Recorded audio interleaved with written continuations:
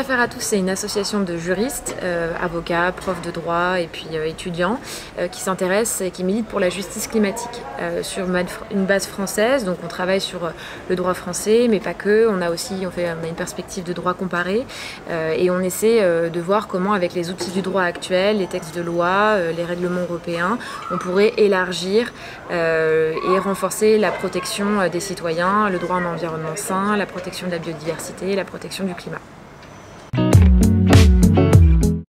Donc en fait on est parmi les porteurs du projet avec un ensemble d'autres associations et nous on vient là en fait en tant que conseiller juridique ou expert juridique.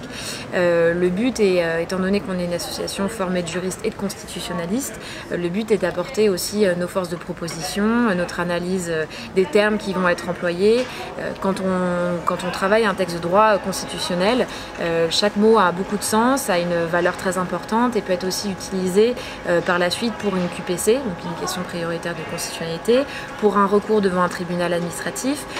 Donc ce sont aussi les limites en fait du vocabulaire du droit qu'il faut analyser avant de proposer un amendement. Alors on n'est pas les seuls, en fait on a travaillé beaucoup avec des professeurs extérieurs, dont Marianne Coandé, Dominique Bourg, parallèlement, Valérie Cabanès.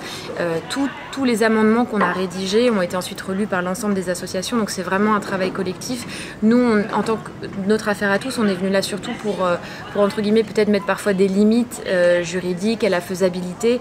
On a aussi beaucoup travaillé sur les amendements de repli, on a beaucoup travaillé notamment dans la stratégie aussi des termes à choisir, à valoriser avec la Fondation pour la Nature et l'Homme, parce qu'évidemment lorsqu'on arrive avec un modèle de texte, il faut s'attendre à ce qu'il soit refusé.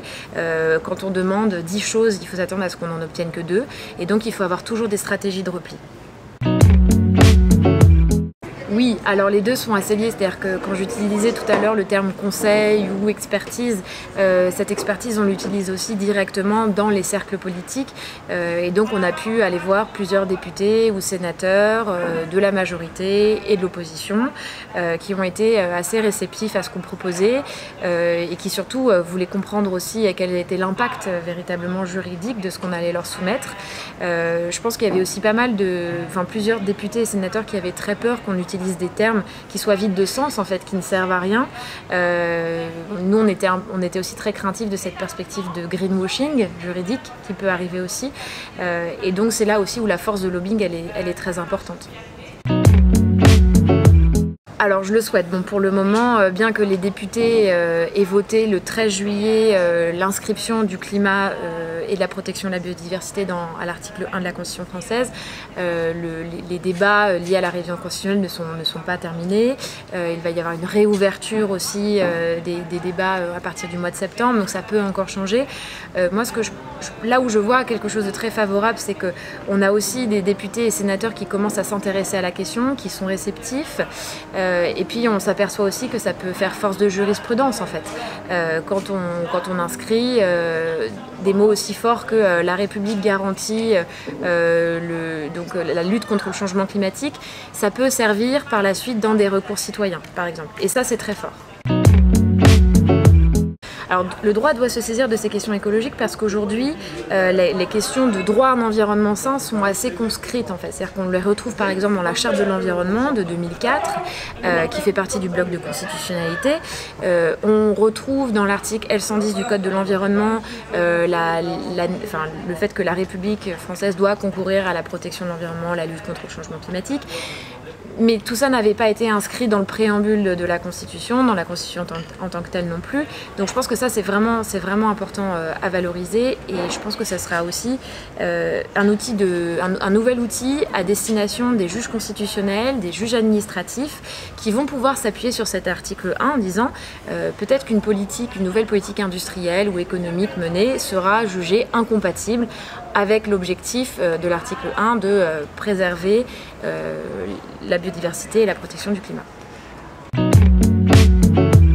Alors je le souhaite vraiment, je pense que à ce stade en fait des débats aussi, je pense que c'est difficile de s'assurer de ça et de le promettre. Je pense qu'en tout cas ça donne des nouveaux outils, ça peut permettre aussi à des associations de l'utiliser dans leurs recours. Ça ne veut pas dire que les recours vont aboutir, mais je pense aussi quand on voit par exemple la condamnation de Monsanto il y a 2 mois ou 1 mois et demi, On s'aperçoit aussi qu'il y a eu 4000 plaintes qui ont été déposées contre Monsanto aux États-Unis dans ces dernières années et une a abouti. Donc peut-être que ce sera le cas aussi et c'est au moyen d'instruments juridiques, d'articles juridiques qu'on peut peut-être arriver un jour à gagner une bataille. Donc à l'heure actuelle, on a beaucoup milité en fait l'année dernière pendant la révision constitutionnelle pour inscrire la protection du climat et de la biodiversité dans le cadre de la révision constitutionnelle, à l'article 1 de la Constitution française. Et l'autre combat qu'on porte actuellement, c'est plus un soutien en fait à un recours qui a été porté par une association qui s'appelle le Climate Action Network et qui a déposé un recours devant la Cour de justice de l'Union européenne au mois de mai dernier. Et donc c'est un recours qui rassemble 5 familles de citoyens de l'Union européenne, mais pas que. Il y a une famille du Kenya, une famille des Fidji, qui attaquent en fait les États européens pour manquement à leurs obligations de respect des quotas de gaz à effet de serre, des émissions de gaz à effet de serre. Et donc c'est un recours qui s'appelle le People Climate Case. Et la grande nouvelle du mois de septembre, ou du mois d'août, je ne sais plus, c'est que le recours va être instruit, en fait, a été accepté pour instruction par la Cour de justice de l'Union européenne. Et donc nous, là, on vient en soutien, en fait, pour les aider sur la partie juridique, pour valoriser leurs actions, pour communiquer dessus. Mais nous, on est venu là notamment pour aider une des personnes qui a déposé le recours et qui est un monsieur qui vit dans la Drôme et qui est agriculteur dans le domaine de la lavande et qui lui du coup attaque notamment l'État français en disant que par la politique économique, industrielle que maintient la France aujourd'hui, ça affecte directement ses plantations, son agriculture et que donc lui ça attaque en fait non seulement son activité économique mais aussi ses droits fondamentaux. Alors donc j'aimerais plus de cohérence politique, c'est-à-dire que j'aimerais avoir un gouvernement, des responsables politiques français et européens qui lorsqu'ils se saisissent des questions environnementales ne le font pas à moitié et j'aimerais qu'on arrête d'exclure l'environnement et l'écologie à un domaine propre. J'aimerais vraiment qu'il y ait une environnementalisation, une écologisation de tous les domaines, économie, commerce, santé, éducation. Parce que je pense que c'est peut-être le seul bien mondial qu'on partage avec tous les êtres humains sur Terre.